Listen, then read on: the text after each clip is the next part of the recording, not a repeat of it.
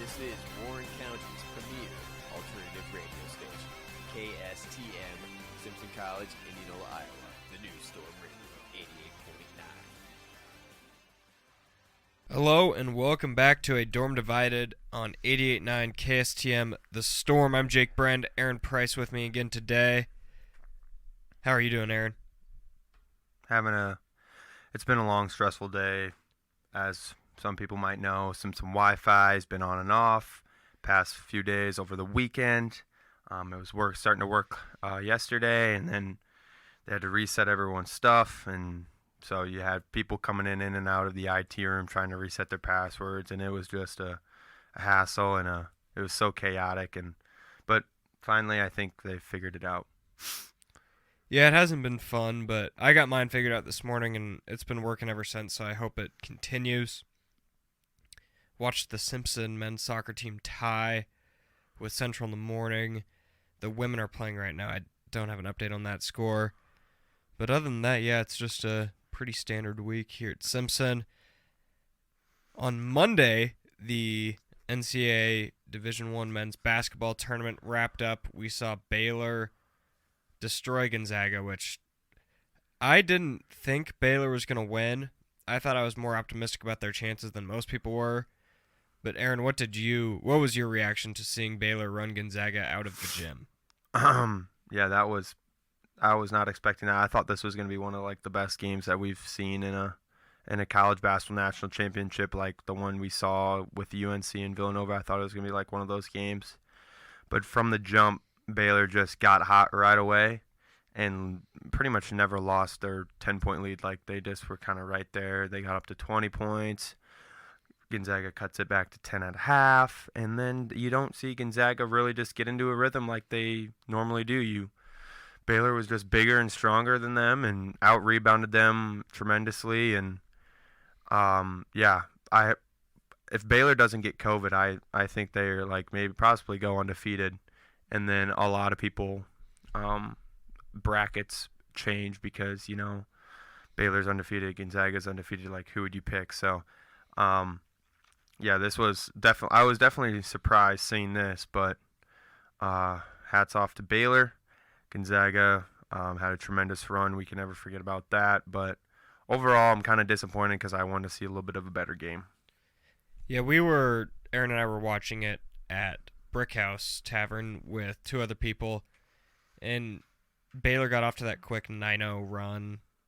They were up pretty much 20 for the first 15 or so minutes of the game, and I said that it was going to be a 15-point game at halftime, and Gonzaga's going to come back in the final 5 minutes, and it's going to come down to the last shot, and that run just never came. Baylor was relentless on defense. They pretty much start four guards in Maceo Teague, Mark Vidal, Davion Mitchell, and Jared Butler, and they just switch everything. They switch everything, and they beat you up at the post. And Gonzaga's guards, Jalen Suggs still had a very good game, looked like a top 5 NBA pick, but Corey Kispert really struggled from the field, not only on offense, but he also struggled on defense to just be able to stay in front of those Baylor guards, and it really just looked like contrasting styles of basketball, and Baylor's ultimately end up winning, and that's where you got to give hats off to Scott Drew. As an Iowa State fan, I've seen Scott Drew just destroy Iowa State for years, and teams where Gonzaga might have been the more talented team in this game, but Scott Drew has such a style and niche of basketball that is able to bully certain teams, and that's exactly what happened in this game. Yeah, it was I'm the loss of words. I think multiple people are, and they just came out and just punched him in the mouth right away, and Gonzaga just didn't know how to recover from that. Usually you see guys like Corey Kispert and Timmy just kind of been able to do whatever they want because they play in the West Coast Conference or whatever conference that is, and they can just score at will and do whatever they like. And then you see a team like Baylor, and they're just like, whoa, what's happening? Why can't we do whatever we want? So I don't know. It's important to remember before Baylor went on their COVID break, they hadn't beat anyone by less than 12 Yeah, they throughout were the just, entire season, and that's playing multiple top 5, top 10, top 25 opponents on their schedule. So it may have come off as an upset on the public eye just because Gonzaga was the most popular pick to win the national title, but these teams were number 1 and 2 at the start of the season for a reason, and I agree with Aaron right there that if there's a COVID pause, Baylor might not lose a game. Yep. And even if it ended up working out for them that they won it all, but these were definitely the 2 best teams in college basketball, and Baylor just looked like the better team. Yeah, I agree. What do you think happens to Gonzaga in the future? Well, they're gonna lose Suggs and Kispert. I don't know if Drew Timmy's gonna stay or not. I don't. Maybe he's a late second-round draft pick, but I kind of think he should stay and maybe become like a Luka Garza type thing, do that type of deal, and because he could definitely. I mean, he was in the running this year to win Wooden Award and all those type of awards. So that's something he could definitely repeat and do next year. But I don't know. I think they lose Ajayi to Ayayi, and I think Nebhard's gone. I think Timmy's the only one that probably will return. And I saw they got a couple decent recruits. So They've got, gosh, I'm trying to think of what his name is. He's the number 13 recruit in the country. We'll come back to it, but they're also in the running for. yeah, I mean they're in a running for multiple guys, and then you've seen it this year. Every single year since like a few years ago, you see the transfer portal get bigger and bigger and bigger, and so there's multiple guys, multiple good, maybe mid-major players or guys that are leaving their Major 5 conference teams because of a coach that got fired or just a situation they want to get out of. And Gonzaga is definitely a team where those type of guys can go. But I think that's the way that they're going to try to do it. They could probably maybe look at a guy like Marcus Carr. He was Minnesota's best player, averaged 20 points a game. Maybe go out and get a guy like him. There's a couple guys from Indiana that left that I know that they could go out and get. There's a point guard out of Michigan State that they could go out and get. I'm just naming Big Ten people because I know of all those guys that transferred. But Rasir Bolton. Yep, Rasir Bolton. I mean, you could go out. The list goes on, and they could do essentially whatever they want. And I think a lot of those top transfers are definitely going to be looking and calling Mark Few and asking like, hey, like, you know, what do we think? Offer me a scholarship. Let's get something rolling here. Like, I want to play for you. But Gonzaga does a really nice job of mixing. They have their young, talented freshmen, and then they have their veteran seniors or sophomores in Drew Timmy's case, that they all just kind of Mark Few gets them to flow together.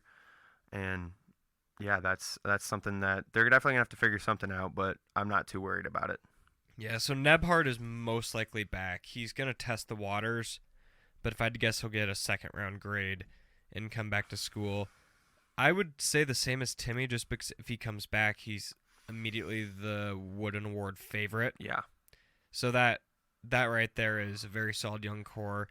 They have Antoine Watson returning from the bench, and then they've also got, I'm just reading an article here, Julian Strother, Dominic Harris, both highly touted recruits to take a step forward. And then Hunter Salas is the 5-star that they're bringing in. Mm-hmm. And they're also the favorites to land Chet Holmgren, which would be... That would be... I mean, obviously that. And then they are apparently the front runner and the leader to land North Carolina's Walker Kessler, 7'1" freshman. So... I mean, if you land right there with that roster, they're probably the number 1 team coming into next season again.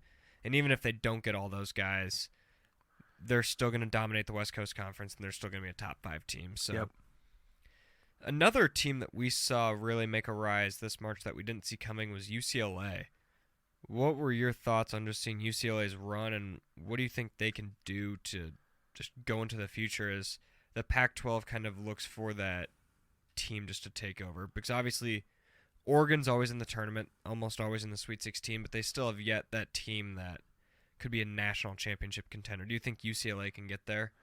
Yeah, they almost got there this year. Jalen Suggs said otherwise though, but their run was pretty remarkable. They got out of that playing game.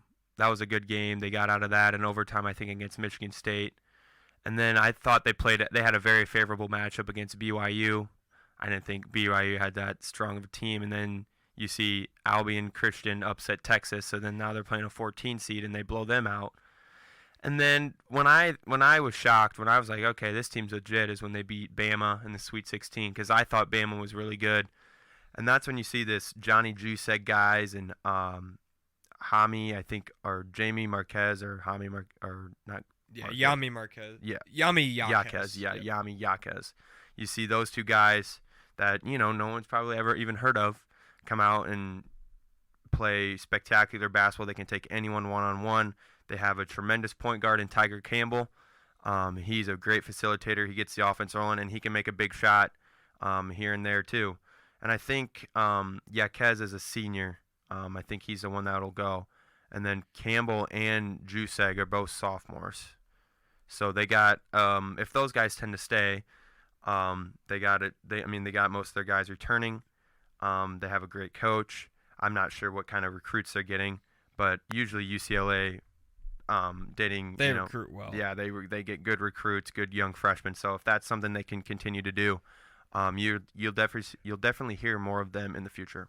UCLA is the most storied program in college basketball history. Just going back to the days with John Wooden, they have the most national championships of any team.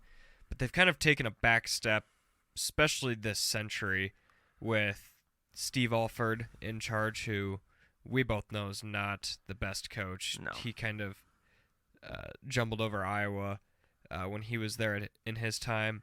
And he, without a doubt, got some good players to UCLA. Kevin Love. Russell Westbrook. Yeah, Russell Westbrook. And then even if we look later, Lonzo Ball.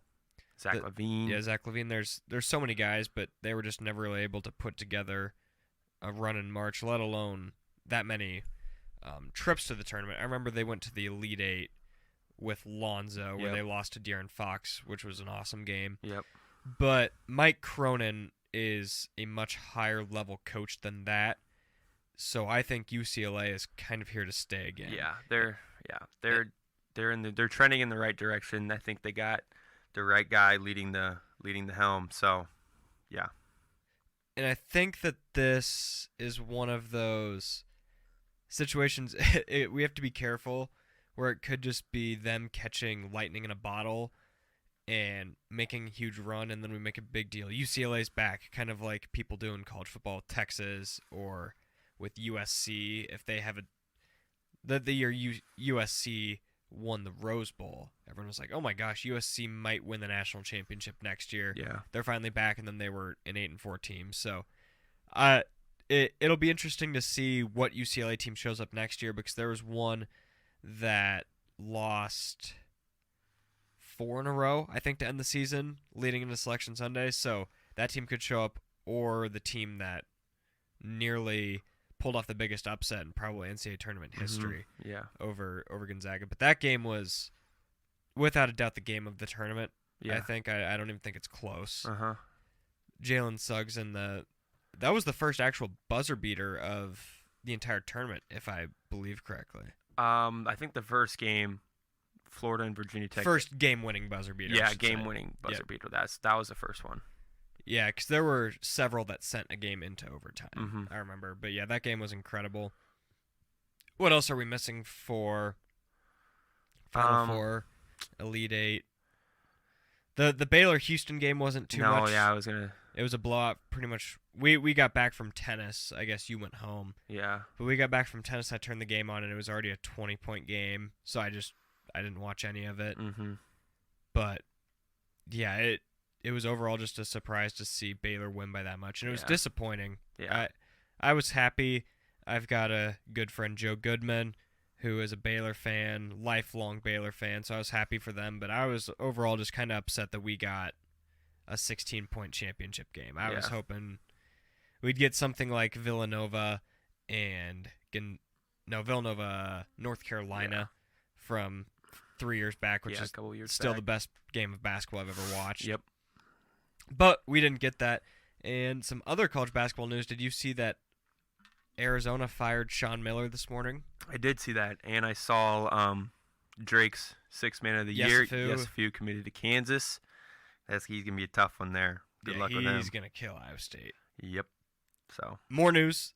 Rajier Bolton from Iowa State decided that he's transferring. From everything that it seems, did you see his Twitter post? no.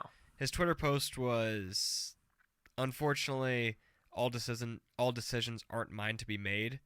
So sounds like the staff kicked him out pretty much, Oh. which I'm not too fond of. He led the team in points, rebounds, and assists this last year, but I don't know. That could go a lot of different directions. I don't know if it was Otts just saying we don't have a spot for you, or if it was like, hey, the team's going to be bad next year. Maybe you should go pursue something else. Or maybe it was just like, we want to start new. But whatever it is, kind of a weird thing for a coach to come in and pretty much force a player to transfer. Yeah, especially your best player, returning player. Maybe he'll go to Iowa and be like, hey, shots at you. I'm going to Iowa now. I'm going to go off against you every single year. I hope not. If I had to imagine, he's going to go somewhere west.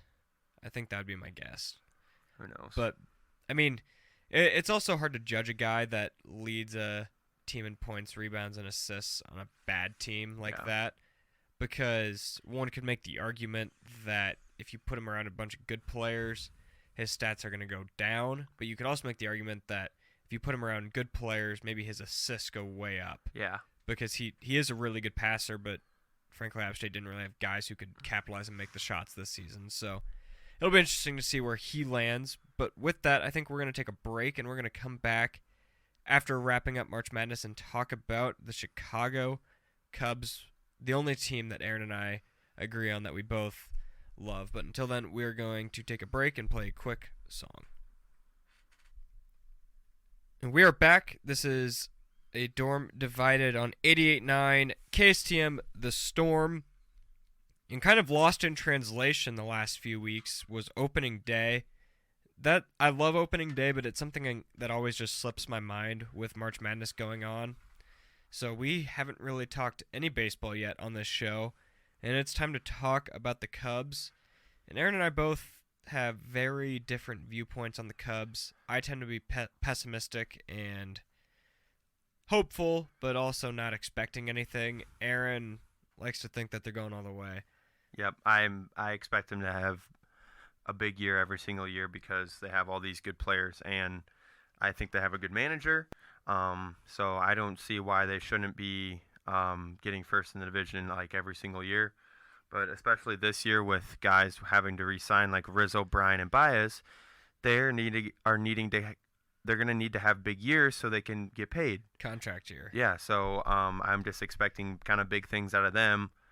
So I actually think we're going to be decent, but through the first 5 games, everyone is batting terrible.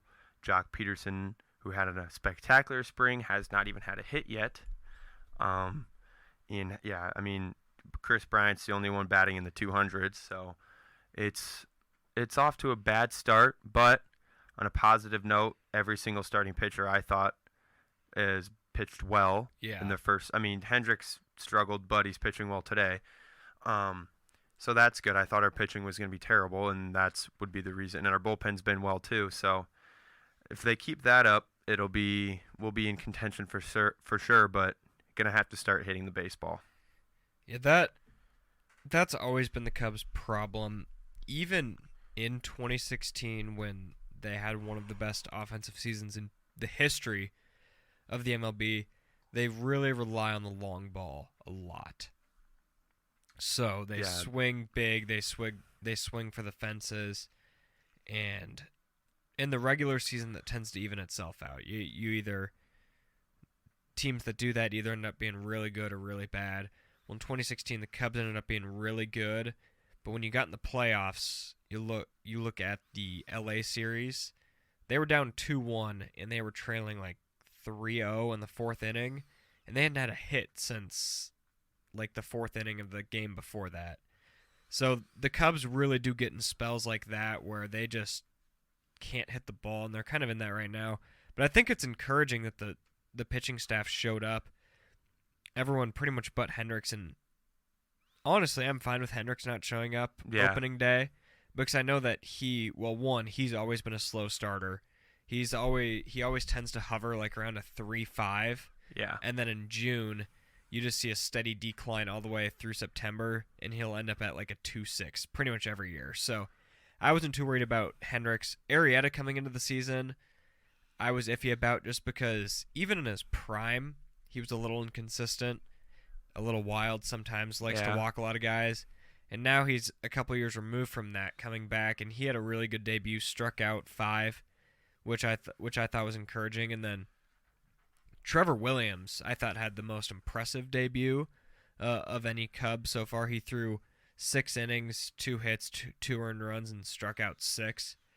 But yeah, the 2 earned runs weren't even his, really. Like, he didn't give up the hit to give in. He just, in the 7th inning, got 2 guys on, and then we brought in a guy who who lit up like a double or something and drove those 2 guys in. So, yeah, he was definitely impressive.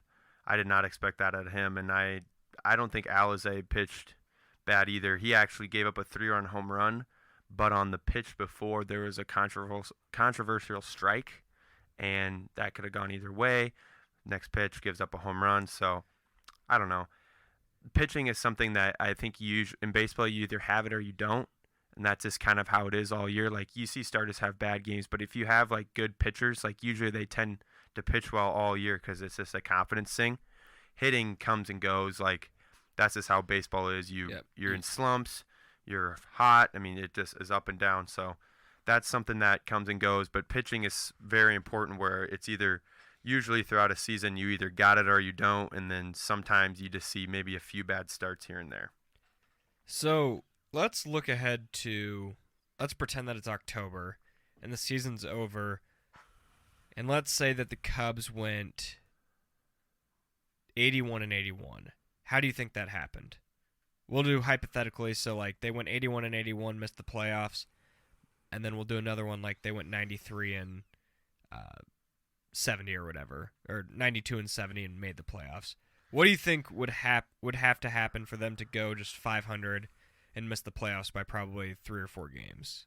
I would have to say that starting pitching and bullpen doesn't pitch particularly well, and then you see Cubs hitters just not living up to the potential that they can play at. Cubs hitters are hit or miss. I mean, they swing for the fences, like you said, so they get a lot of home runs, but when they're not hitting home runs, they're striking out, and they strike out a lot. And so that's something that for them to go 81 and 81, that's something I think that they are doing throughout the year. And for them to go 81 and 81, I think they make a move at the deadline to maybe trade a starting pitcher like Zach Davies, who we have on a 1-year deal, and get something out of him. And then, Chris Bryant might be gone. Yeah, he might be a national if the Cubs are hovering below 500 at the deadline. If the deadline if they don't think they can make the playoffs or make a deep run, that's something that you can see those guys getting traded, and that's how you see us go 81 and 81. Yeah, so I don't want them to go 81 and 81. Obviously, I want them to go 162-0 at this point. Best they can do is 160-2, but that's not happening. The Cubs, just historically, under this era of players, even at their best, struck out a lot, and they tend to strike out a lot still. So that is a problem where I think you get into some trouble there. As far as the pitching rotation goes, even when the Cubs had the best rotation in baseball of Hendricks, Lester, before Quintana, Arrieta, John Lackey, and Jason Hamill, the key to that was getting them 7 innings. Yep. If they could go 7 innings, the Cubs were going to win 90% of the games. And this year, I don't see the staff doing that. No. I think if you can get 6 innings out of them, that's awesome, but that means you still have to give the bullpen 3 innings, Yeah. most nights 4, and that's where you run into the problems, because when you have that good staff, the bullpen wasn't really that good. The No. bullpen, it was still okay. You had Pedro Strop and, gosh, I'm totally blanking on the closer's name back then before Chapman. Before Chapman. Hector Rondon. Hector Rondon. I Yep. loved him before he kind of fell off. Yeah. But you had a set plan every night to bridge starter, Strop, Rendon. Yeah. Now these bullpen guys are just sitting there like, Yeah, usually they have a lot of bullpen guys, but they don't have their go-to. I mean, you have Kimbrel as your closer, but you don't have like those couple setup mans who can come in and give you holds. Like, it's just going to be a matchup type thing. That's what they're going to have to look at. So it's going to take a lot more strategy for David Ross to figure out, okay, who gives us the best matchup to get this guy out right in this situation. Couple of bullpen guys. I mean, as of now, we've had, I think a couple of them have been not too good, but Alec Mills we saw go in and close. I think he could be a very good bullpen guy. yeah, he's who I'm looking at as if Davies comes out, just doesn't have it. It's the 4th inning and they're down 6-0. I think Mills is the guy you go to for the long-term reliever, but I also think he could be that type of pitcher in a Josh Hader type role. Yeah. Where he comes in the 7th and just closes it out himself. Yeah. I think that's where you have the most potential in the bullpen. Yeah.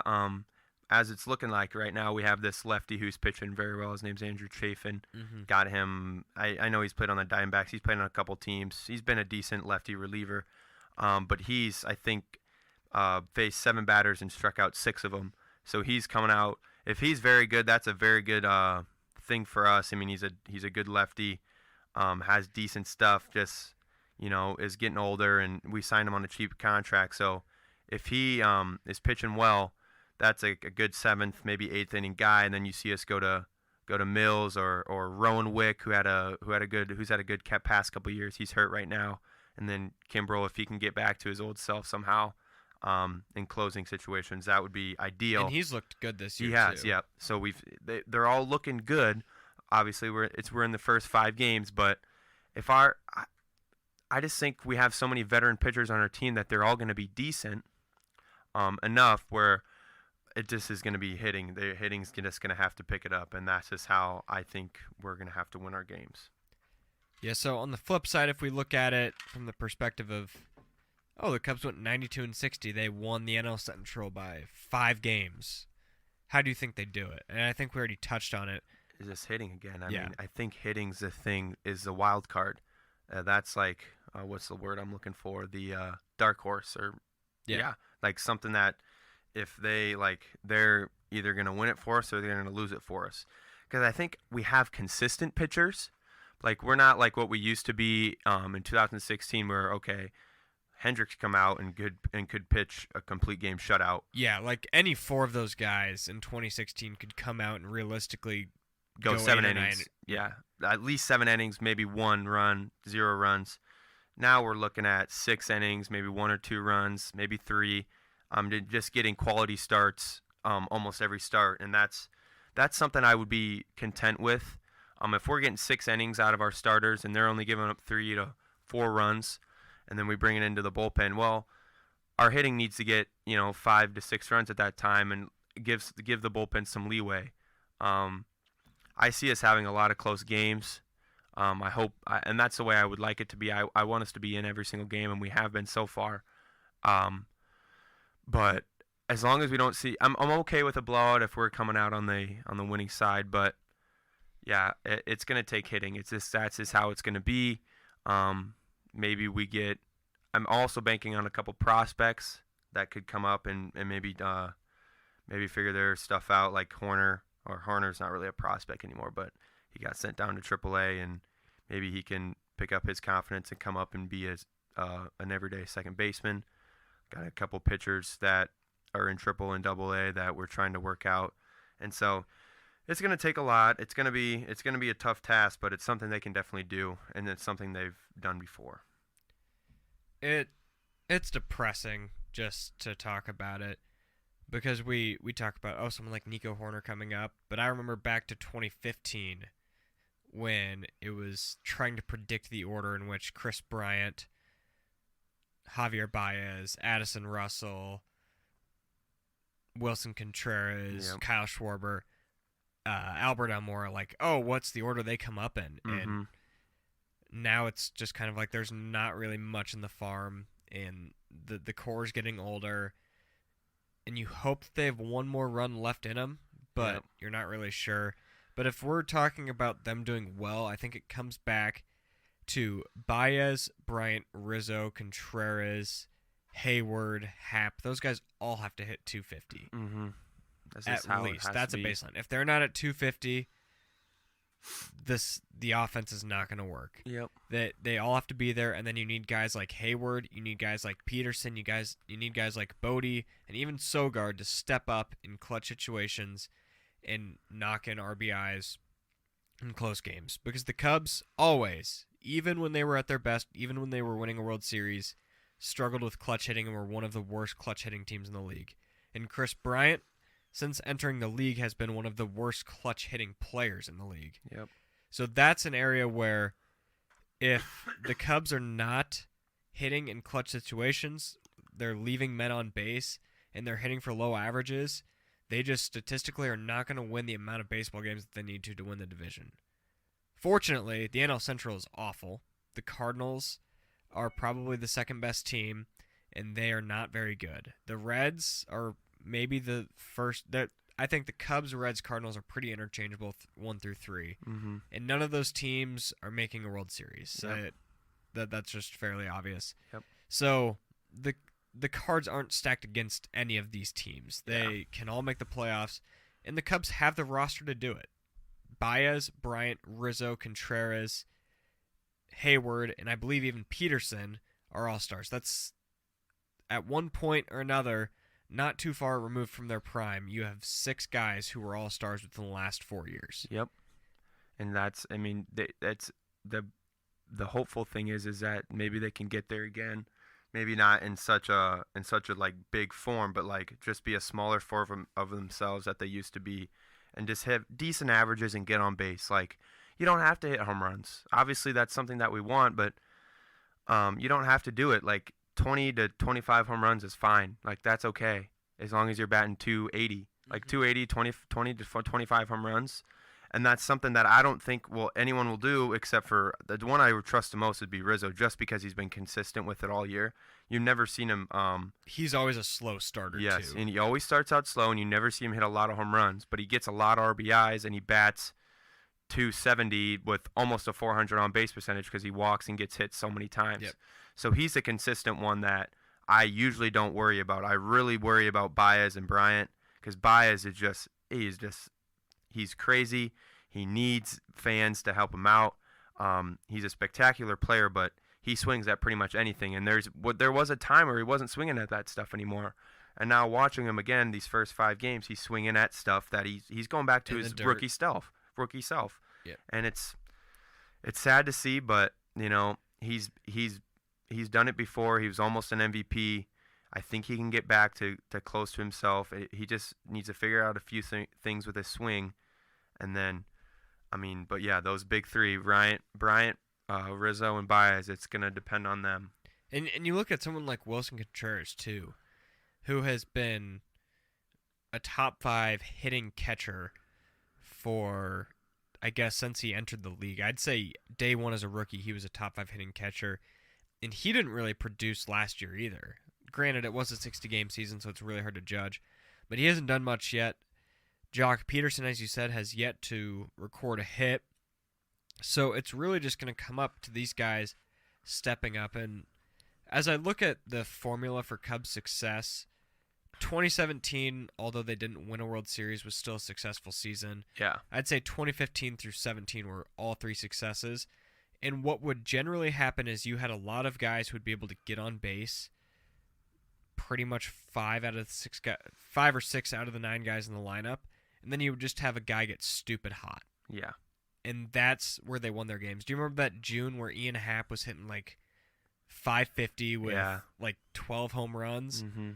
that's exactly what the Cubs would always do. They would have guys like Ben Zobrist, Addison Russell, Dexter Fowler, high on base guys, smart, take a lot of walks, and then you would just wait for a guy like Ian Happ or Wilson Contreras or Chris Bryant to get hot and bring him home. Yep. And this year, it's just not happening yet. But fortunately, it's still just a week into the season. I think they're going to end up in September with a chance to go to the playoffs. It's going to come down to the last week, I think. Yep.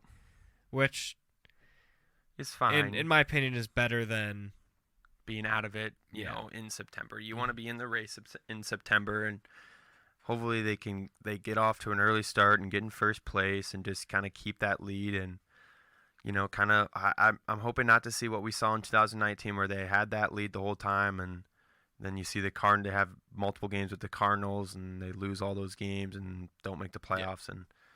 But it's something they can definitely do, and it's something that, you know, they all want to do since they're all, you know, are on contract situations. And so it could be the final ride. It's tough to say. It's sad to think about. It could be the final ride, but I feel like that should motivate them that, hey, this could be it, so we got to give it our all. And I trust David Ross, too, with the motivation side of things. Yes, I do, too. I can't imagine that they would just give up. Yeah. I don't even want to think that. Yeah.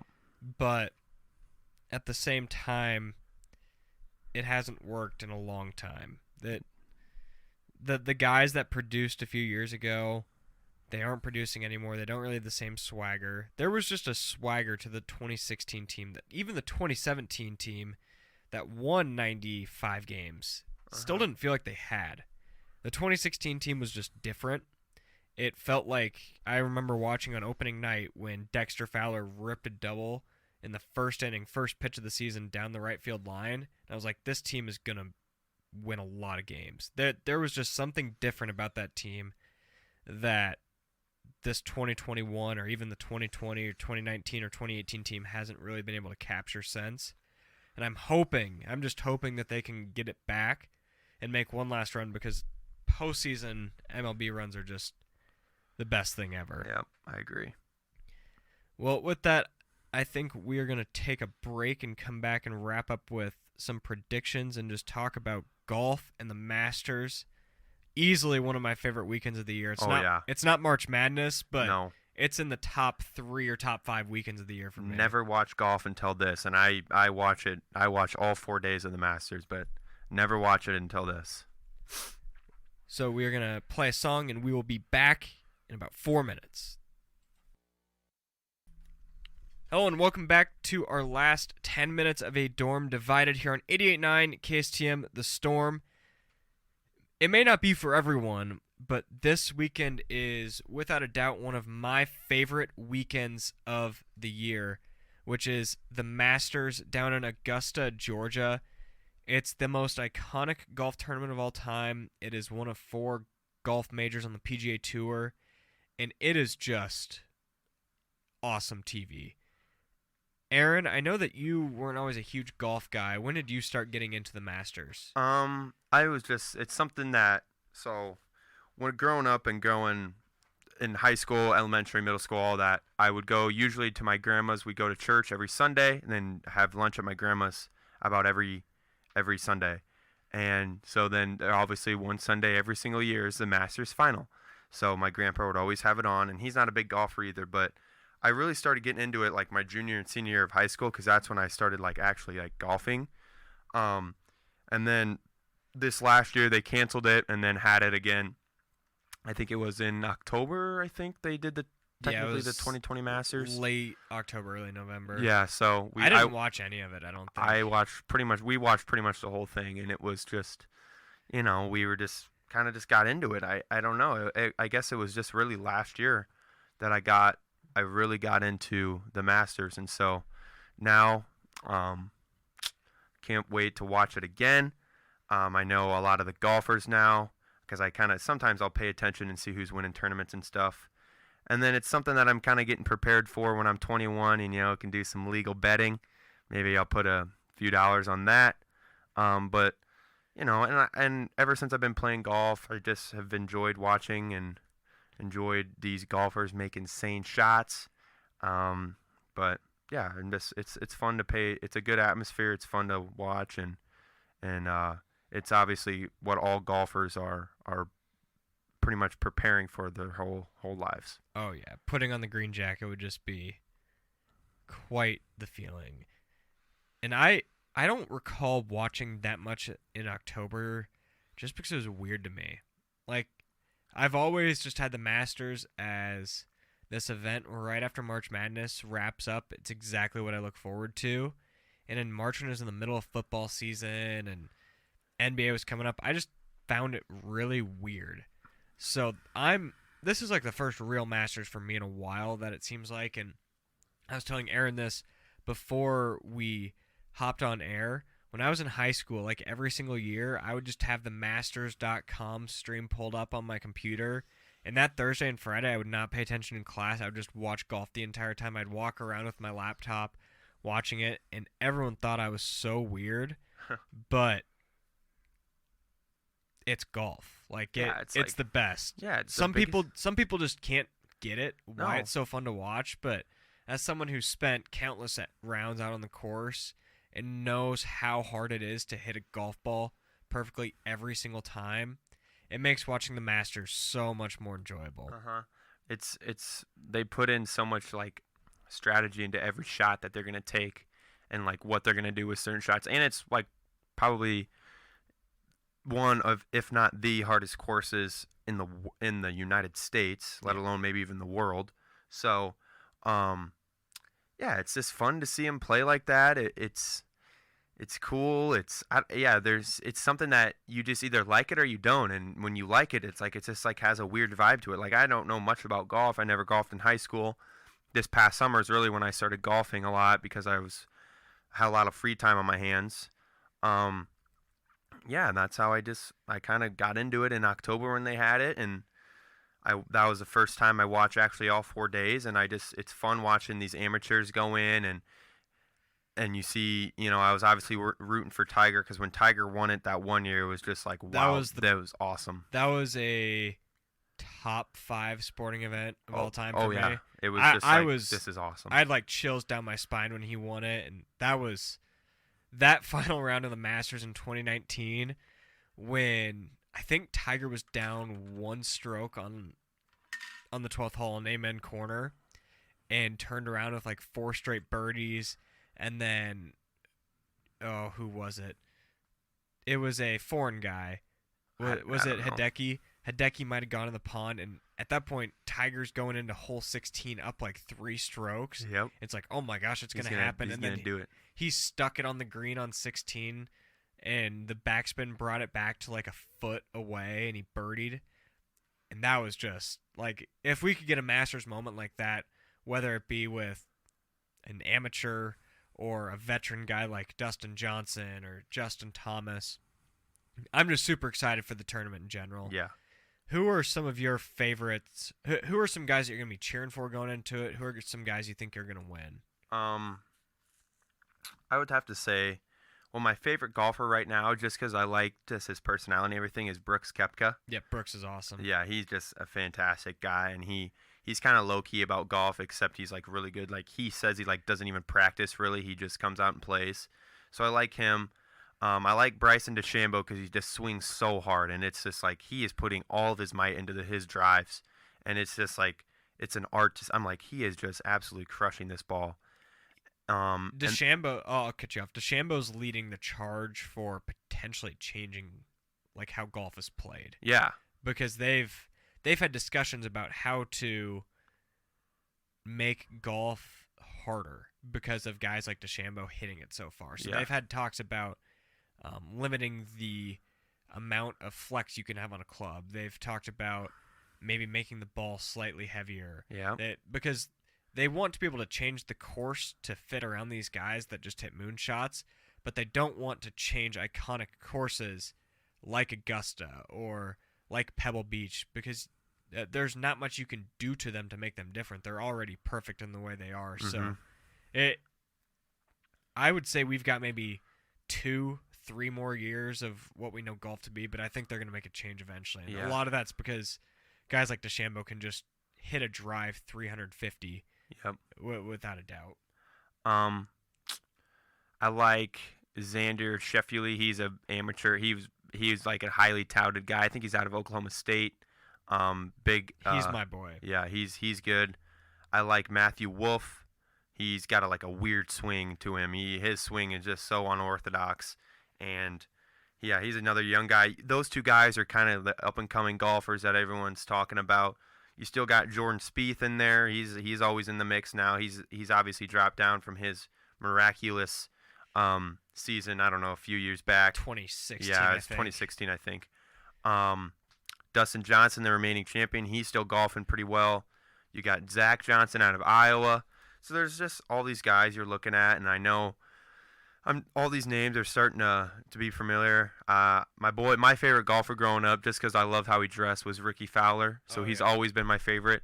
But I don't know. I don't think he's in the tournament right now. Maybe he is, but I was just looking at odds of who's supposed to win, and I couldn't find Ricky on there. So I'm not sure if he's in it or not.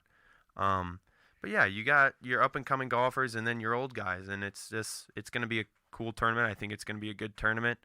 Yeah, it's one of those things where I'll never be disappointed in it, because you see someone play so good and so well, and it's not close to everyone else, but it's still really cool because they're playing awesome. And then you see guys battling out to the final hole, and yeah, it's a fun thing that never usually disappoints. Yeah, so I'm going to get into my favorites, but before that, I just found the guy that Tiger was competing against in the finals there in 2019, Francisco Molinari. That's who it was. But for me, there's the guys that I always, whenever there's a golf tournament on, I just scroll down the scoreboard to see where they're at. Phil Mickelson, Zach Johnson. Phil's always been my favorite golfer. I've just loved him from when I was young. I've always cheered for him in majors. And then Zach Johnson, of course, the Iowan out of, I believe it's Cedar Rapids, I just pull for the Iowan. So guys like that, their odds right now to win are at plus 9,000. So if either of them were even just in the top 10, top 15, being able to make a push would be awesome. I know Zach won the Masters back in 2013, I want to say, and he was kind of already out of his prime at that point. Yeah. It was kind of an upset win. And then Phil is obviously getting near the age of where he's about to go to the senior PGA. Yeah. But then there's also guys, I've always loved Tommy Fleetwood. He's always been one of my favorites. He's kind of down there. But Jason Day is one of my guys. Brooks Koepka is, I would agree, right there with my top 2 or 3 favorite golfers. And then I've always loved, I guess not always because he's a newer golfer, but Xander Schauffele, he's my guy going to the tournament. I think he's going to win it. If I was betting money, which I'm not of age, if I was, I think I'd put my money on Xander Schauffele to win. It just seems like, and that's the fun thing with golf. These are the best guys in the world. You can make the argument for any of them to be the best golfer in the world, but when it comes to the Masters, it's so much just circumstantial. Who's playing the absolute best? You have no idea going into it. Where Dustin Johnson is the odds-on favorite right now, which he's tied with Spieth and Thomas for odds-on. But after day 2, he could miss the cut just because that's how golf goes. We see that a lot with guys being hot going into Augusta, and then remember Jordan Spieth when he was going for his back-to-back Masters and just went in the pond and melted down. Yep, I remember that actually. That was bad. That's what makes watching golf so much fun, is you just have no clue going into the final day. Yep. But I'm gonna be pulling for Sheffield, of course Phil, Zach Johnson, but there's also a lot of golfers I like out there that I won't be mad if they win. But I think that's gonna do it for this week on A Dorm Divided. We're going to be back next week, looking forward to maybe recapping the Masters, talking some more baseball, and maybe even getting into some NFL draft talk, as that's coming up in the next few weeks. But until then, we want to thank you for listening, and we will be sounding off on 88.9 KSTM The Storm.